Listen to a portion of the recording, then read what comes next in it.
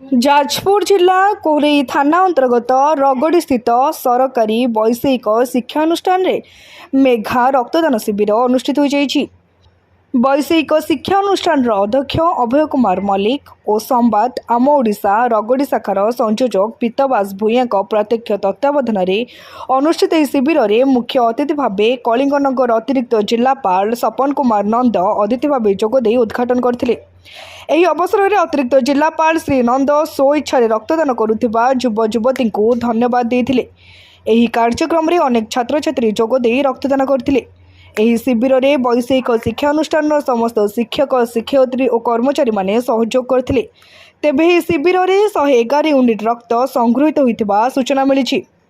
रगड़ी polytechnic college रे जो स्वेच्छाकृत रक्तदान शिविर संवाद तरफ एटा नुआ प्रयास नुहे किंतु संवाद तरफ जो प्रयासटा बहुत वर्ष पूर्वर आरंभ कराइला ताकू बजाई रखिंट ये मु संवाद को तो साधुवाद मु एका देवा कथा नुहे सारा ओडिशावासी ये संवाद को साधुवाद देवा उचित एवं या द्वारा पिला मन रे लोकों मन रे केवल पिला नुहंती समस्त मन रे जो गोटे समाज प्रति तंकर अंगीकार भाव समाज को तंकर जो डेडिकेशन ये गोटे प्रस्फुटित कराउछंती केवल रक्त देके जीवन बंचौ नाहंती लोकों को प्रेरित करूछंती जे समाज सेवार तंकर योगदान केमती रहिबो एडा समस्त को एथिरे जो माने इन्वॉल्व अछंती समस्त को मु धन्यवाद देबी एवं आशा करी ये भाया कंटिन्यू हो आम जीवन किछि तो करि पारुछे किछि तो लक्ष्य पूरण हो।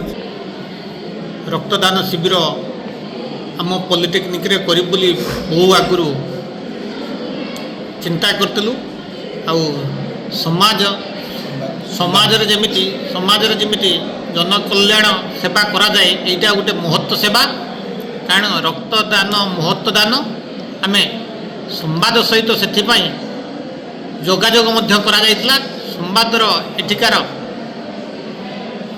जे आमर अछंती पीतवास बाबू भूया संवाद करेस्पोंडेंट तांको सहित मध्य बहु आगुरु जोगाजोग करा जायतिला आउ आमे आज दिनटा को बाछिदेलु जे रक्तदान शिविर करिवु सेथिपाई आमर समस्त अध्यापक अध्यापिका माने मध्य तांको मतामत मध्य देइतले आउ पिला मानकु मध्य उत्साहित करथिले।